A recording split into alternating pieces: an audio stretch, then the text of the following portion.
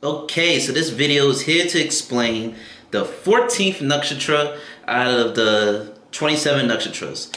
This nakshatra is known as Chitra nakshatra, and it falls in between 23.20 degrees of Virgo all the way to 6.40 degrees of Libra, and I got a lot of notes written for this nakshatra, so please bear with me as I'll be glancing at my phone a lot to look over my notes so I'll make sure I don't forget nothing.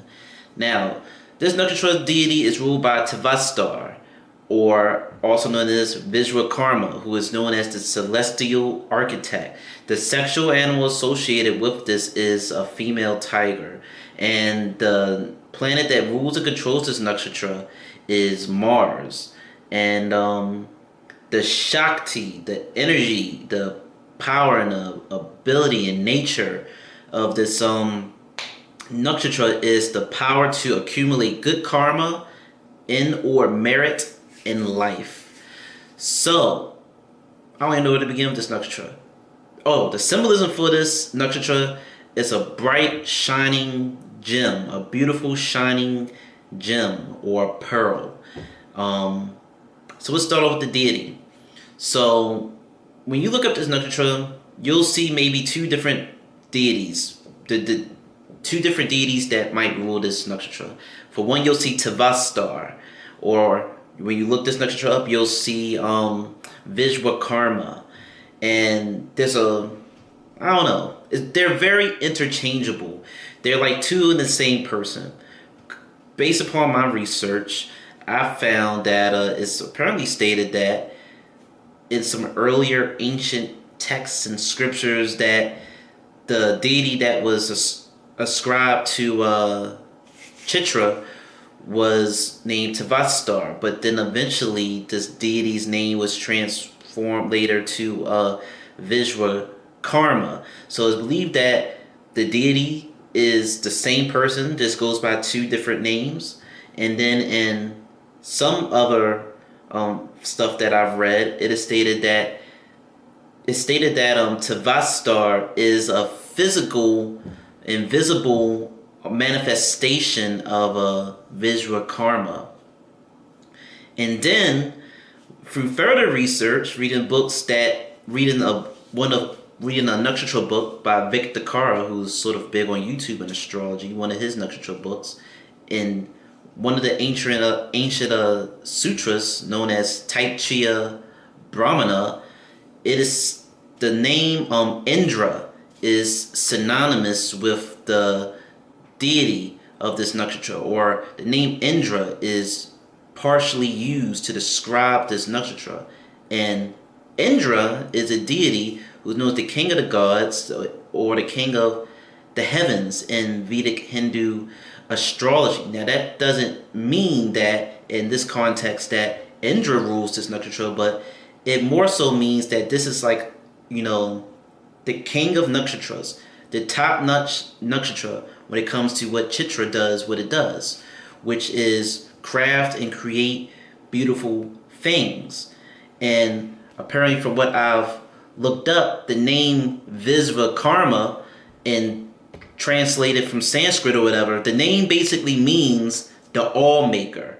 So Vishwakarma sort of meaning the all-maker, and Indra, the name Indra sort of being associated with this nakshatra, and Indra is like this kingly, powerful figure.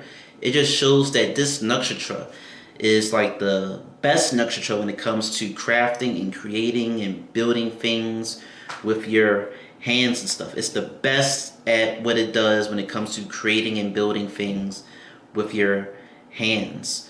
Also, Chitra, the name Chitra means, when I go and Google and look up what does the name Chitra mean in English, I get a whole bunch of things. It means like beauty and bright and photography and picture, drawings, art. Yeah, photos and photography. So this shows that this can be a very artistic and creative side of Virgo and Libra. And another thing is that, you know what, I'll I'll just start with continuing talking about the deity. So, like I said, you can state that the deity of this nakshatra is Tavastar or Vishwakarma. If you go look them up, even though I know Wikipedia isn't the best and most reliable source to go do your research on, if you go look up Vishwakarma and Tavastar, the names and roles of these two deities are pretty much interchangeable. They're one and the same. It doesn't matter. So let's get in some of the mythological lore associated with this deity. So there really isn't much, in my opinion, to say about this deity. He is a deity that has crafted many weapons for the gods in Hindu mythology. He crafted the spinning weapons. I know I'm about to butcher their names, but Vishnu has two like spinning wheels on his fingers, sharp spinning wheels. They're like blades that he can throw and cut people up with, known as like the Sudrasa chakrams. And you have Shiva. One of his main weapons is a trident. And Indra, who's a rain god and known as the king of gods and stuff. He controls lightning. He crafted the celestial architect, the one that rules his nakshatra and controls his nakshatra. He crafted a thunderbolt for Indra. But one thing you see with this nakshatra is that this deity, he did not get along with Indra. He didn't get along with Indra. He ended up crafting and creating a demon, a dragon, a monster or whatever, named Ritra. And he crafted this monster to end up attacking and fighting Indra. But Indra ends up defeating and destroying this demon and monster that Tavastar, or the celestial architect, ended up creating. So one thing that you'll see with this nakshatra is that these people, they do not get along well. They have a desire to want to make money through their own efforts. These people can be, lean more towards self-employment because they might not get along well with their bosses. They might not get along well with the people that they work for. And then they got so many great skills and talents at the palm of their hands that they could end up doing their own work. Another thing with this nakshatra is that it's like associated with Maya. So what does that mean? In Eastern culture, Eastern philosophy, Maya means illusions. And one of the planets that is mainly associated with illusions in Maya is, for one, the shadow planet Rahu. But for the sake of this video, I'm mainly talking about the planet Venus. In some of the texts and research that I've done, it is stated that the celestial architect Tavastar is the offspring, is the son of Shukracharya, who is a guru, who is a teacher, who is the physical manifestation and representation of the planet Venus. And that sort of tells you a lot about this nakshatra. Think about Venus.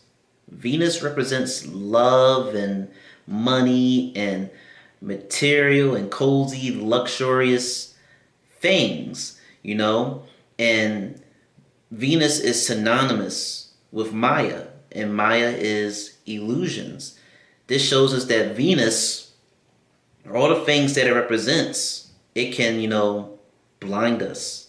It can trick us, lead us down a wrong path, and, end up getting yourself hurt.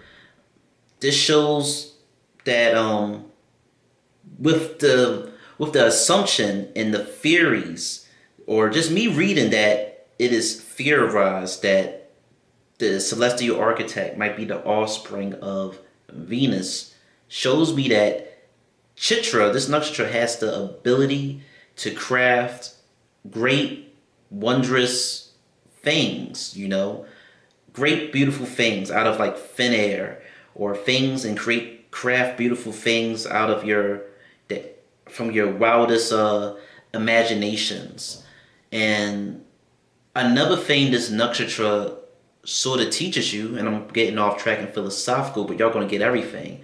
Another thing that this nakshatra sort of teaches you is to not get so caught up and attached to the physical forms of things. It shows you that um, your eyes, your perception, how you view things can trick you.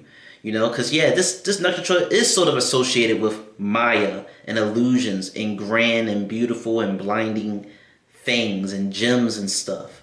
So one thing that this nakshatra sort of teaches you is that just because you perceive something with your physical senses, with your sense perception, it doesn't mean that it's true, because everybody has a point of view.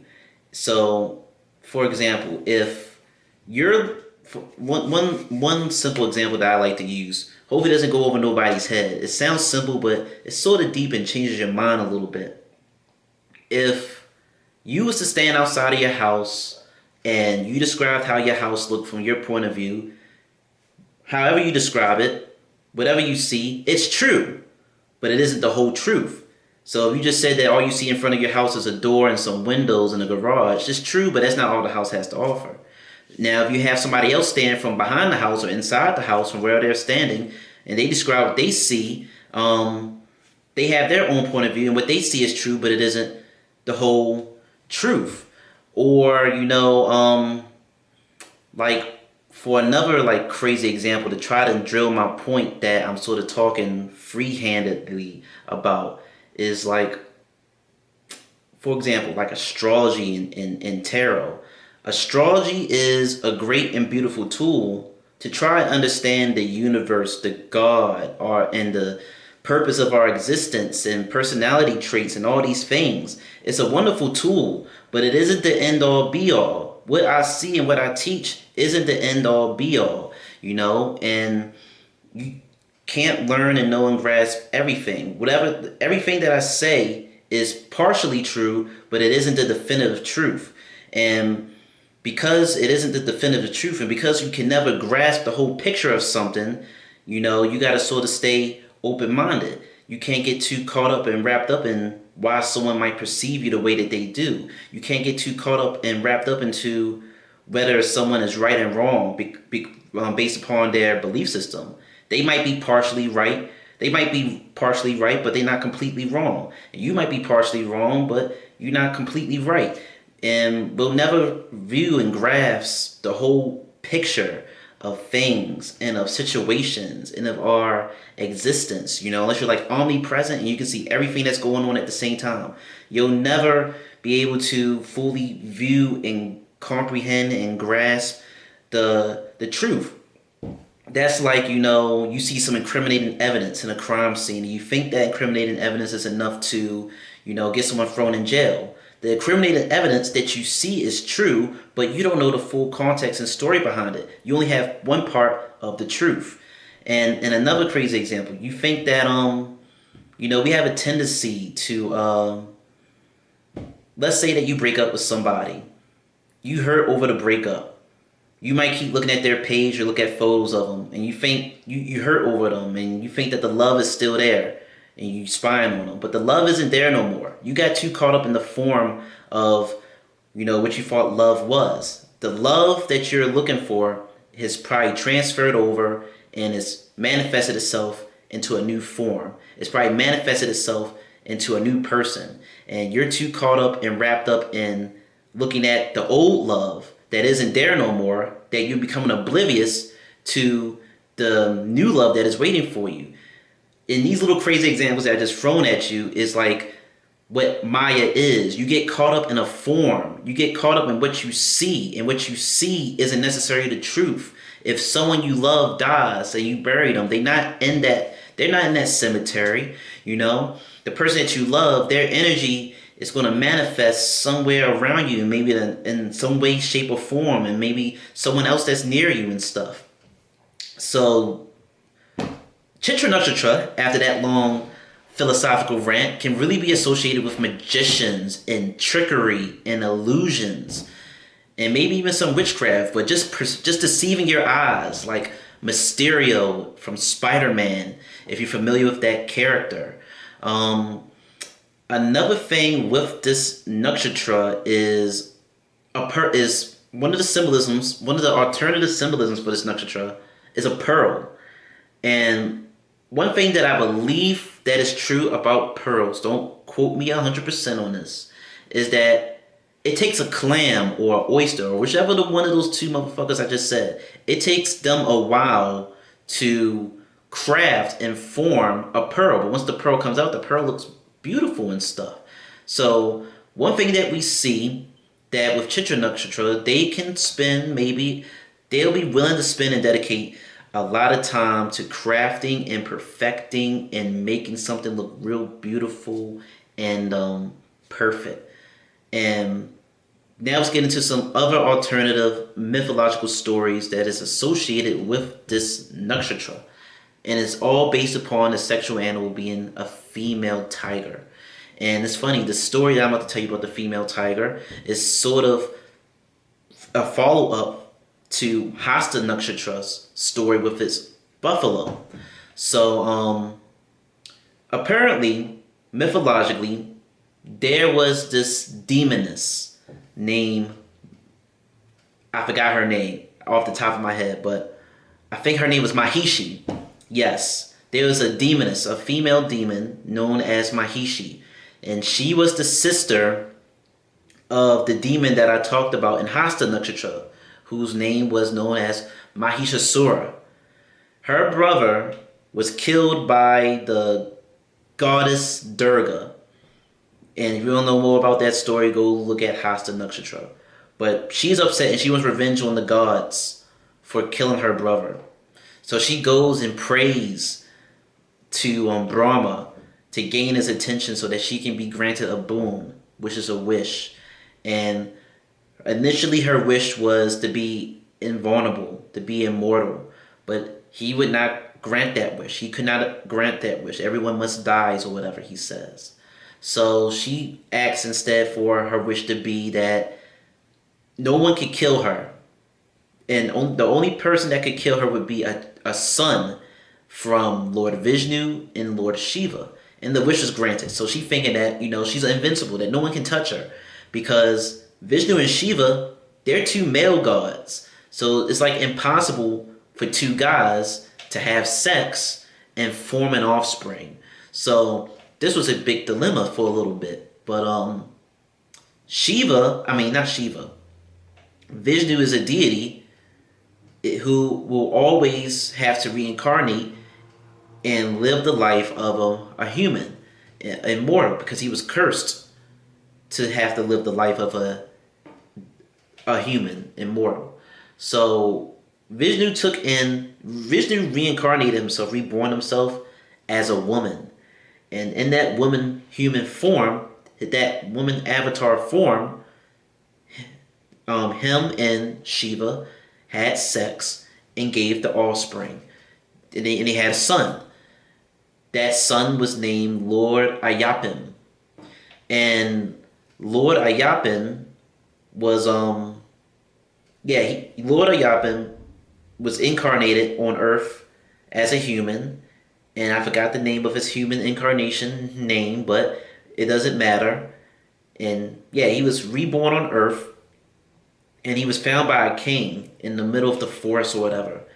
The king took this boy in, and the king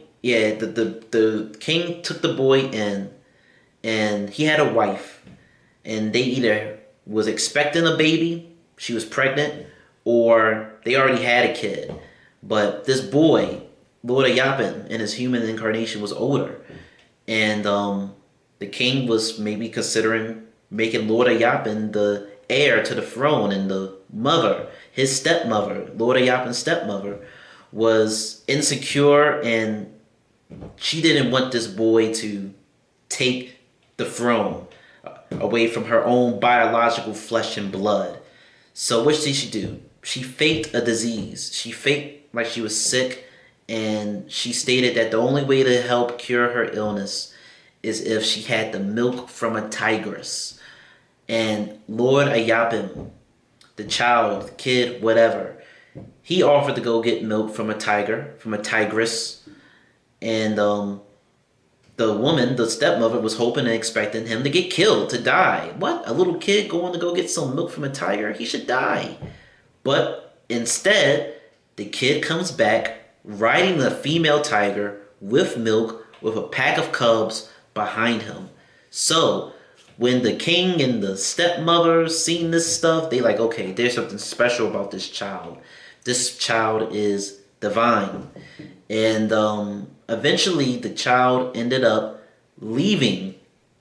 He ends up leaving his stepfather and stepmother. I didn't read no specific reason for why he left. One one text or reading that I found stated that the stepfather decided to build, the son a kingdom or whatever.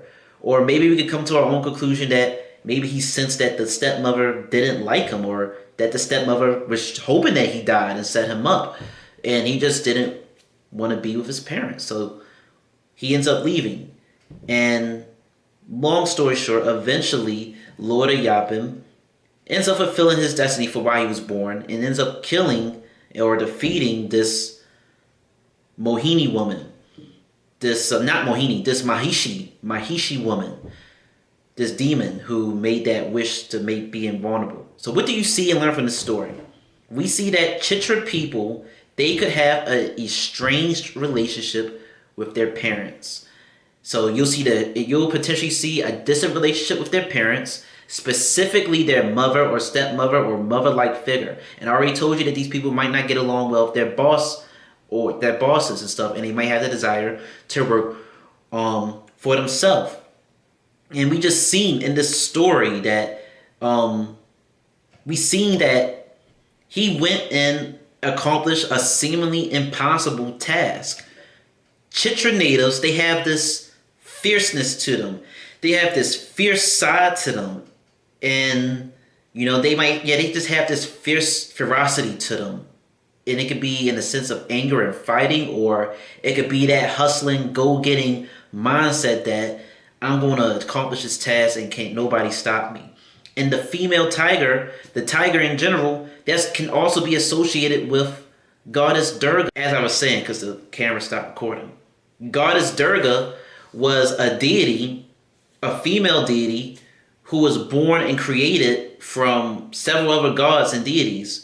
But also some translations, from what I looked up, say that Goddess Durga is like an alternate form of Parvati, Goddess Parvati. But anyway, Goddess Durga, she was blessed with multiple divine weapons from several gods and deities, and she rode on a battlefield on a tiger to go and kill Mahish Asura, which was the brother of the woman that I was just telling you about that Lord Ayappa killed.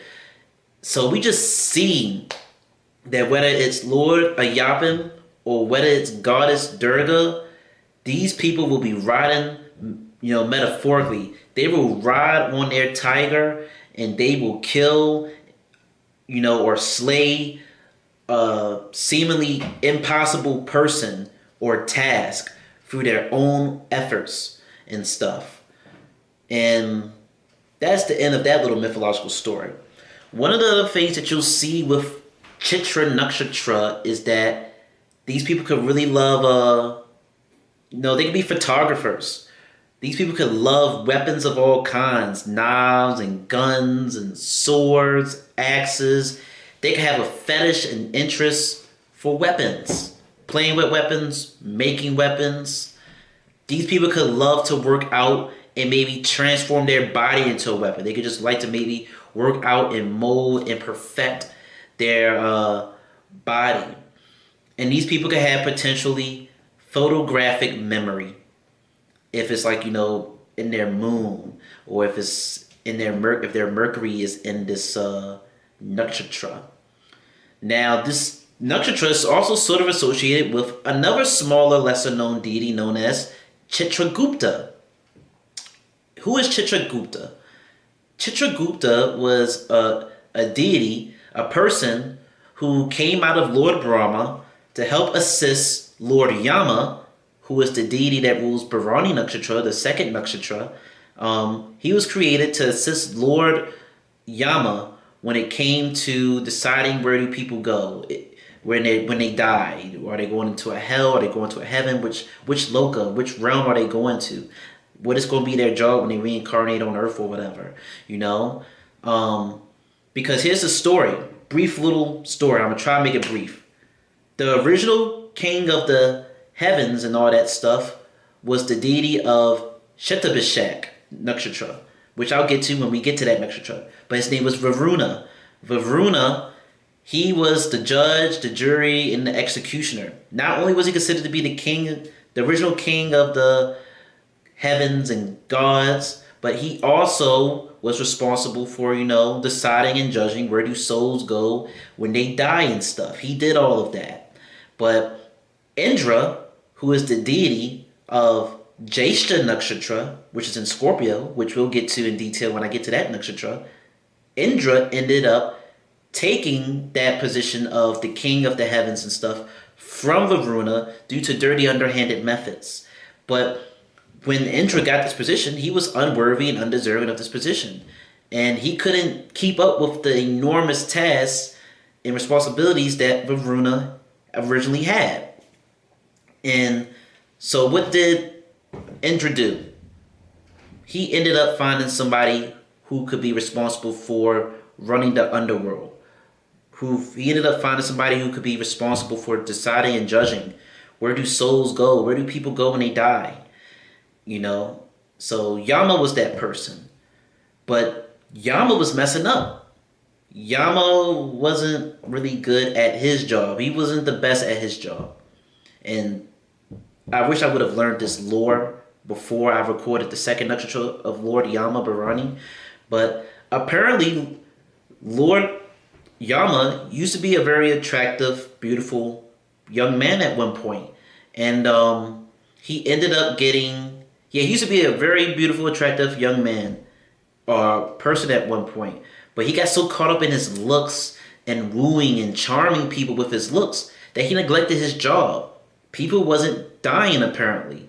People wasn't dying, and he wasn't doing his job. He wasn't being the Grim Reaper. He wasn't judging souls and sending them to the right place. And apparently the earth became overpopulated. And it sort of turned into like some Thanos, Infinity War type stuff, It was overpopulation. Not enough food, not enough water, not enough land, and whatever. And apparently this pissed Shiva off. So Lord Shiva ends up requesting Lord Yama to speak to him.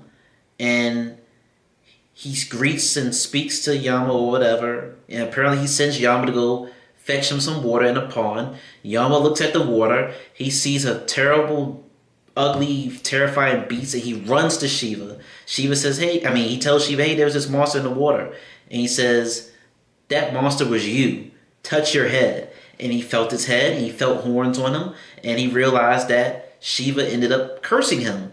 He ended up transforming him into a big, ugly, hideous monster because he was so infatuated with his looks that he wasn't being responsible in doing his job as the ruler of the underworld and stuff. And Yama ended up going to Brahma to ask for help. But Brahma was busy doing work. He went to Vishnu and his wife He went to Vishnu and his wife Lakshmi for help. But they was busy arguing about something, debating about something.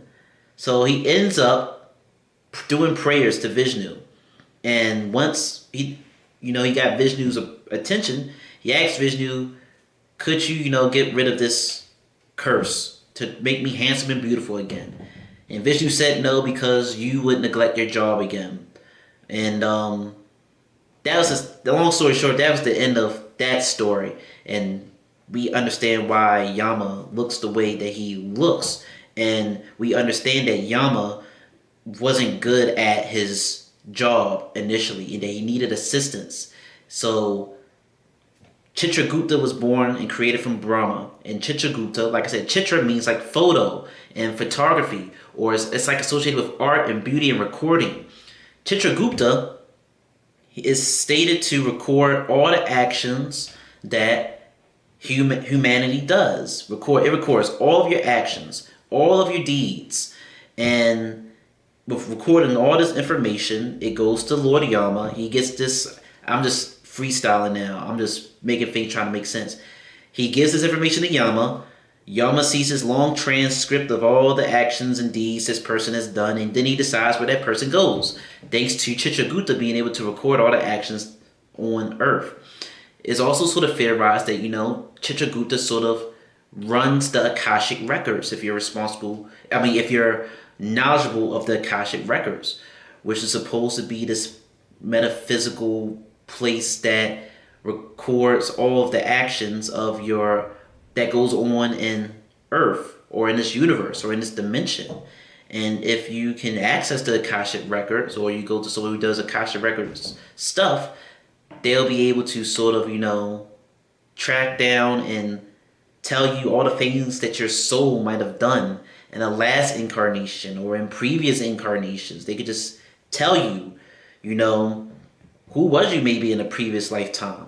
And because Chitra Gupta records everything, people theorize that Chitra Gupta might have some type of relation or connection with the Akashic records. And when you understand that Chitra Gupta is also associated with Chitra nakshatra, that's how you come to the understanding that these people can have photographic memories and like to record in detail everything. And that's where you see that these people can get into photography, because when you're recording, you got security cameras, you got cameras and stuff. You're recording and saving a moment. But when you learn about Chitra Gupta, it helps you understand the Shakti of this nakshatra, which is to accumulate good karma or merit through your work, or through to accumulate good karma or merit. And I ended up looking up, what does merit mean? According to what I Googled, merit means the quality of being particularly good or worthy, especially so as to deserve praise or reward. And then you look at the words that are synonymous with merit, and you end up getting goodness, excellence, quality, and caliber and worth. And this nakshatra, the Shakti of it, remember, it says accumulating good karma. So I theorize that it is a blessing, in my opinion, if you have planets in Chitra. Since the energy and nature of it is to accumulate good karma through the merits of your work and stuff, it shows me that you probably have a planet. It's a blessing to have a planet in Chitra, especially in the D9 Navamsha chart, if y'all are familiar with that. Because it shows you that you've done something good in a previous past life, or you fulfilled the duty and role of that planet, of what it had to teach you in a previous past life. So now you probably are reaping the rewards and benefits of that planet through this nakshatra. And the reason I said especially the D9 Navamsha chart, because the D9 Navamsha chart shows you the core of the planets. It shows you how that planet really behaves. It shows you who that planet really is. It shows who you'll become as you get older.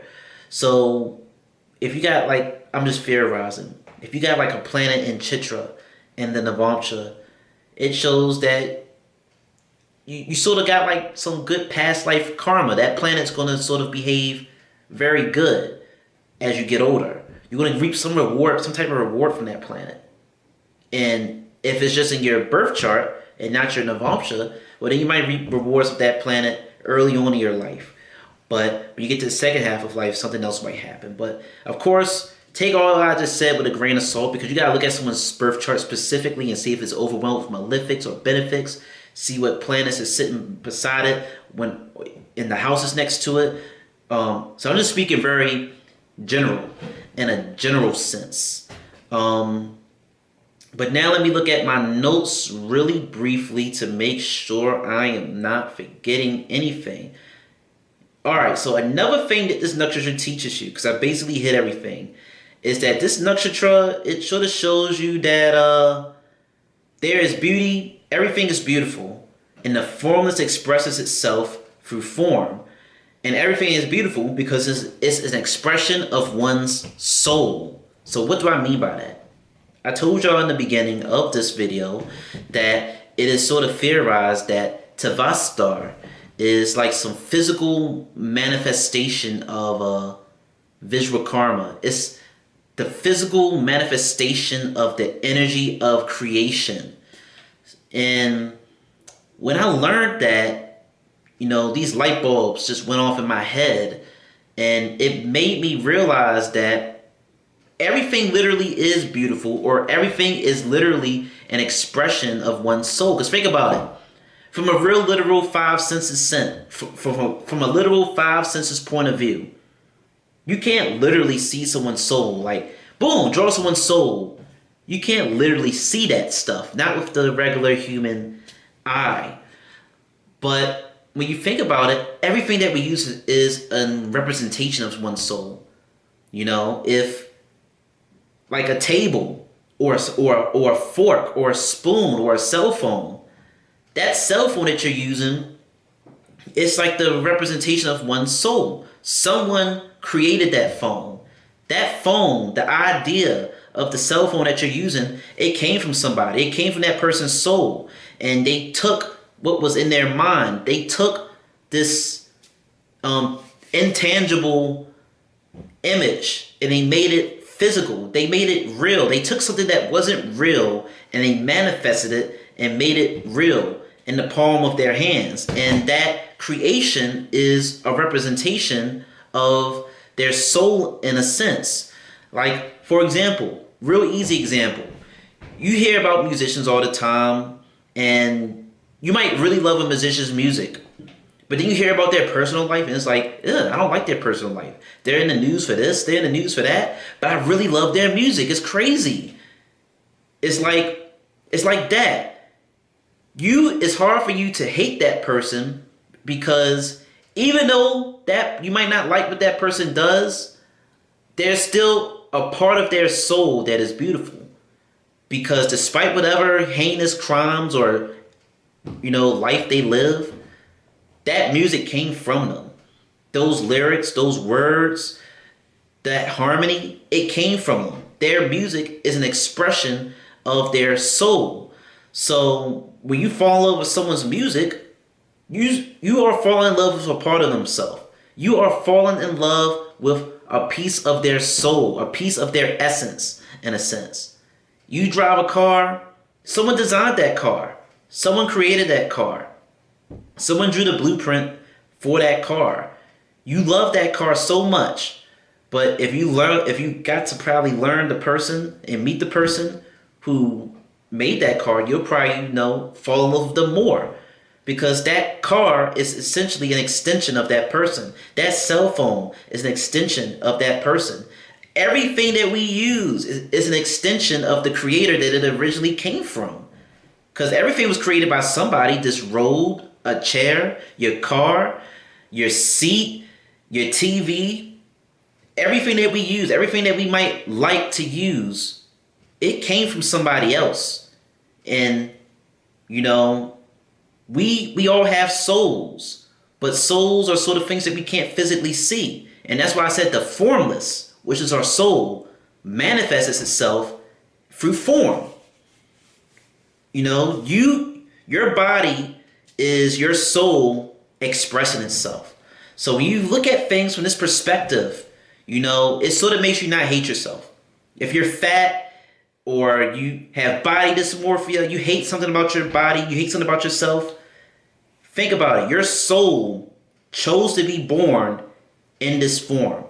It chose to come into this dimension, this reality, looking like this. So when you think of it like that, when you think of your soul, when you think of maybe even you choosing to be born like this, it makes you say to yourself, there's nothing the matter with me. I'm beautiful. And everything is beautiful because it's an expression of someone's soul. So everything is beautiful. Even if you might think someone is ugly and harsh and you don't like their character and nature, there's got to be some some good part of their soul that is beautiful and attractive and stuff that has manifested itself physically. And that is all that I have to say in regards to Chitra nakshatra. I'm just making sure I am not missing nothing else, because this is a very long video. And no, that is it. I hope this gave you great clarity and insight. If you have a planet in Chitra Nakshatra, go subscribe or like this video, and I'll be making a plethora of videos. Thank you for watching.